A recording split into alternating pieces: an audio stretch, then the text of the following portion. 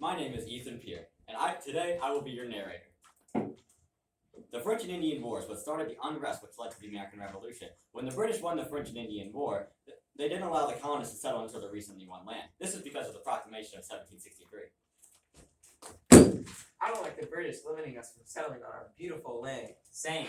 We fought for those liars and they aren't getting our stuff. The King of Britain passed outrageous acts onto the colonists. These acts included the Sugar Act, the Stamp Act, the Quartering Act, the Declaratory Act, the Townshend Act, and the Tea Act. Why are there so many rules? Because they said so, peasant scum.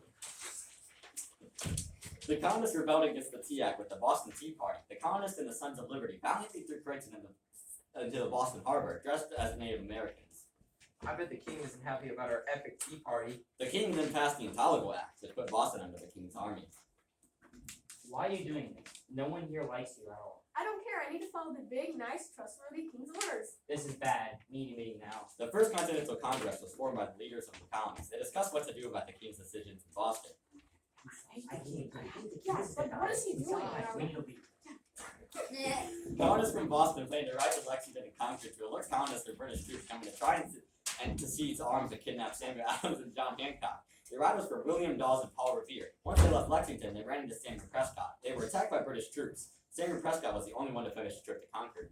I'm Paul Revere. I'm William Dawes. I'm Samuel Prescott. We're riding to Concord to tell that people that the British are coming. You want to join us? Yes. Hey, we're taking you. Oh no! I gotta go. The American troops experienced 95 casualties while fighting the British in Lexington. The British arrived at Concord but don't buy any weapons they thought the colonists at Concord were hiding. When they were on their way back to Boston, they were attacked by roughly 1,600 Patriot militia fighters. The British ended up losing a lot of soldiers.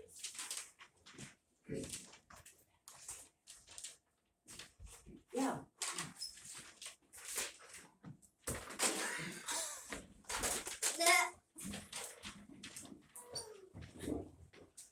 Later, leaders from the colonies like John Adams and Thomas Jefferson assembled in Philadelphia in May of 1775 to discuss the ongoing conflicts between the colonists and the British. Hey, we need to assemble an army now. No, we need to do something else to lower the tension between us and the British. No, we should have an army and George Washington to be in charge of it. What?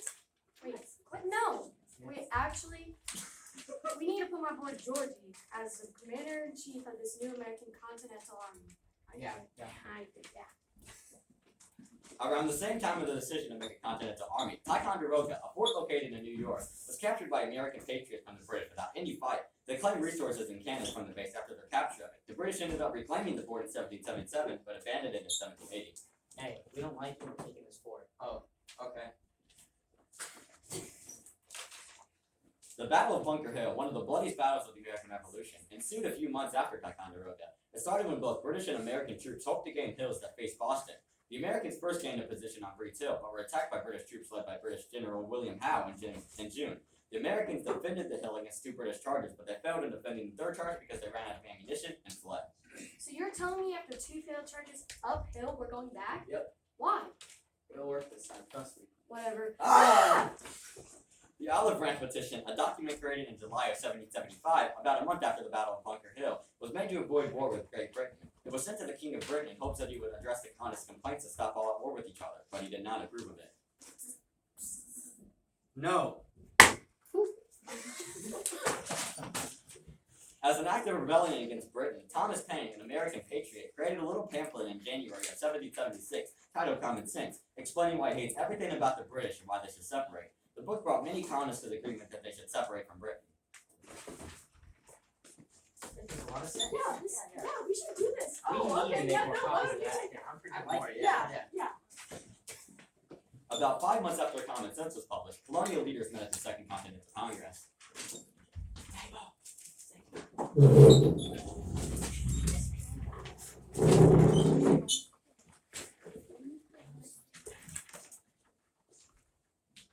I for real kind of hate the British, man. I hear you. Hey, you guys read this new book yet? It's by that Payne guy. No, what's it about? It's about like separating from the British and that, what the Patriots are talking about. Just common sense. Yeah, hold up 1 second. We're patriots. We should write a book saying exactly what that guy's talking about. Just Yeah, like stuff declaring our independence from Great Britain. Yeah, but speak ignorance next time. It's just a breakup letter, not a declaration of independence. Okay, let's get a committee to do this. Jefferson, Livingston, Adams, get over here. What? Got it. Get over here. Help us write this paper. Got it. Okay, what have we got? Ooh, I got an idea. This dead woke guy named John Locke said everyone should have the right to life, liberty, and the. Pursuit of happiness. I'm writing this stuff down. This is great. I was gonna say property because these are John Locke's words, and we shouldn't be altering what. Anyone else got any ideas for this letter? It's coming along pretty nice. This hippie Thomas Hobbes said some stuff about a government being like a social contract, and that if the country were to break that social contract, the people of that country should rebel against it. I like it. I'll put it down. Well, you said all we have to say. Are you done? No, I'm gonna just complain about the king for a little bit. Like all the lists of how he's mean and everything I hate about him. Yep, sounds good. Yeah, I hate those courting acts, all those navigation acts, those suck. And all those taxes, oh my gosh. The freaking mercenaries, I hate them so much. Jefferson, my boy, this will go down in history as one of the greatest documents of all time. It's beautiful. Yeah, but I'm also showing it to the king. Oh my god. I don't like it. Well, I bet if our Continental Army whoops you guys in this little war going on, you might think differently. Ben. Of course, this isn't actually what happened. These words were not exchanged. At this point in time, only the colonists had agreed to the Declaration of Independence and become free from Britain, since they were the ones that wrote it. Britain was in a copy of the Declaration of Independence, so they had not agreed to it and kept on killing colonists. Jefferson is implying when he says that if they were to beat Britain in the war, that they would agree with him, that if the Americans were to beat Britain in their defeat, they would have to agree to independence from the colonists. In March 1776, after the British left Boston, General Howe planned to return to the colonies. He landed on Staten Island in June with other troops led by General Clinton and European soldiers. George Washington, now positioned in New York City, fortified an area of high ground in the western tip of Long Island called Brooklyn Heights to defend the city. In August, General Howe attempted to trap those troops there as he saw a chance to trap them. He trapped most of the troops, but pausing an attack allowed some soldiers to escape. Later, in September, Washington directed Captain Nathan Hale to learn of information about the British position on Long Island, but was hanged after he was caught. Howe, now in pursuit of the American forces, captured a fort upon the island of Manhattan, along with around 3,000 American soldiers. New York City remained in the control of the British. This campaign marked a very low point in George Washington's military career. A few months after the Declaration of Independence was passed, the battles of Trenton and Princeton ensued in New Jersey. The Battle of Trenton occurred when Washington tried a very unconventional tactic by attacking the British during Christmas, which resulted in a large victory with very few American casualties. Trenton was a major turning point because afterwards the Americans won a battle at Princeton, resulting in a very large morale boost for all his troops. Hey Georgie, it's Christmas. What are you getting us for Christmas? War. What? Yup, pack up your milk and cookies. I'll aim your guns. About a week.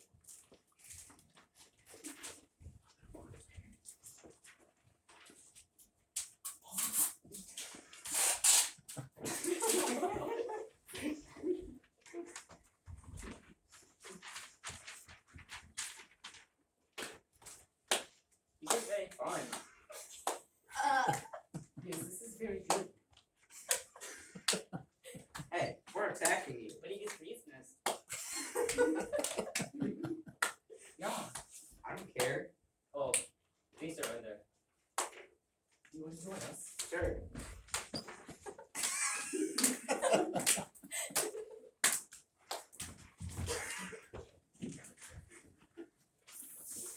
After the Declaration of Independence, the colonies now identified themselves as states. The Office of Confederation, made in the Second Continental Congress, brought the states together under one major central government, and it basically was our government until the Constitution was created.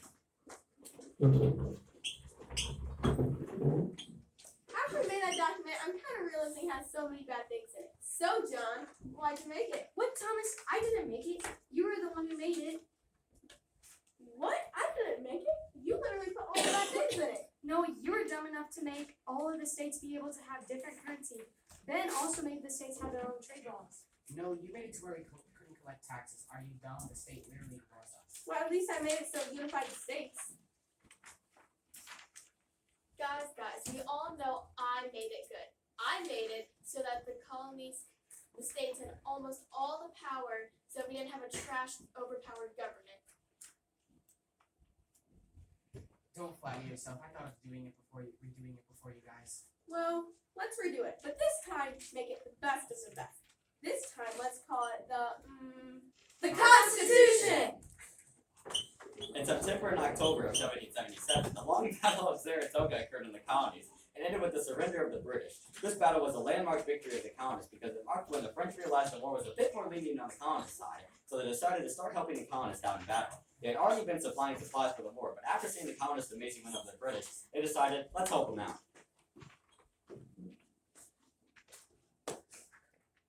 Ha ha ha. These Americans have it all. Ha ha ha. Yes, these Americans are pretty good.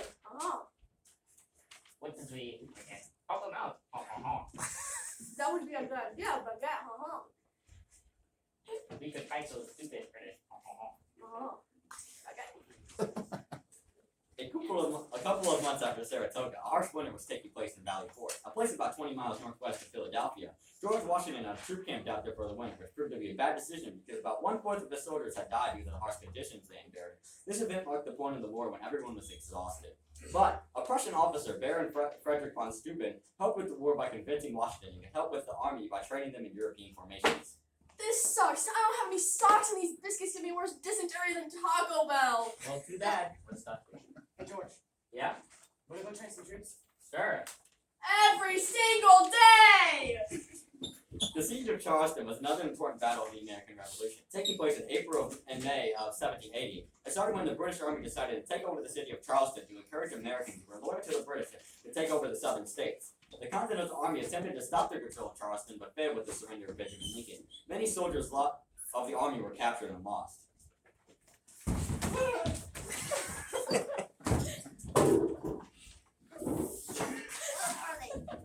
After their loss at Charleston, the American general Horatio Gates was ordered to make a new army after their army at Charleston was defeated. This army, which consisted of mainly just militias, was sent to a base in Camden, South Carolina to battle Charles Cornwallis, the British general. On August 16, 1780, the two armies began battling. The barely recently assembled army was quite untrained, so many of them militia cowardly fled the battle, and the British proved victorious. This was yet another low point in the Continental Army in the American Revolution.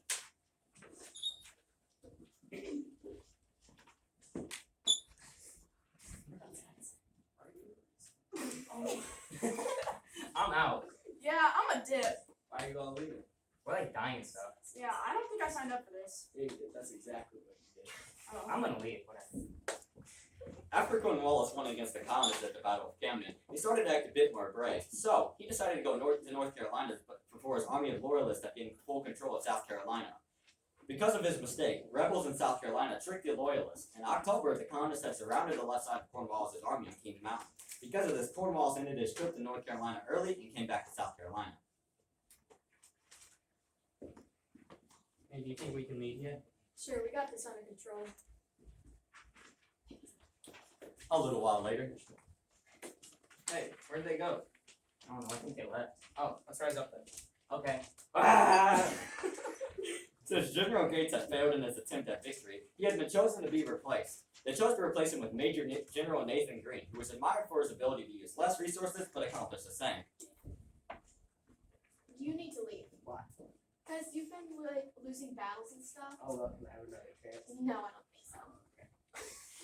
Greene decided to divide the southern armies into two smaller armies, and the leadership for the armies was split among him and another general, Daniel Morgan. Greene, who was trying to keep his less experienced army away from Cornwallis' army, opted to try and let the British chase them. Cornwallis decided to try and get Morgan's army, but Morgan prepared before the redcoats caught up and got ready for battle in a little area called Cowpens. Morgan captured almost all of the British soldiers and proved victorious.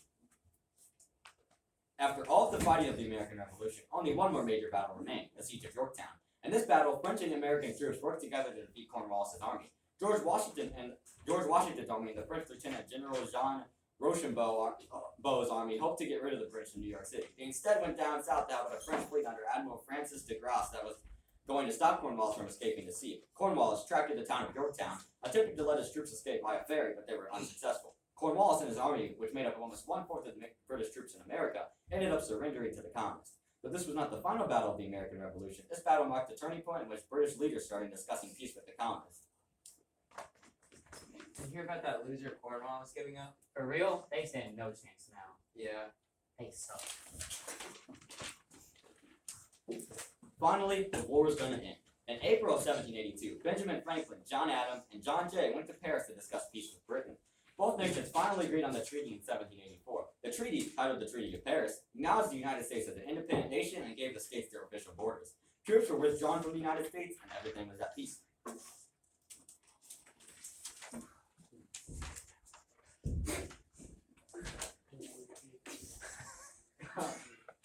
Thank you for finally giving up. Ha ha ha. Yes, you should have given up a long time ago. Ha ha ha. Again. Whatever, we didn't need you anyway. Whatever, we beat you fair and square. Fine, you can lead your own country. Yay! So, in a nutshell, the Americans fought boldly for many years to gain their independence from Britain, and ultimately succeeded. This marked the beginning to the sculpting of the modern nation that we live in today. The end.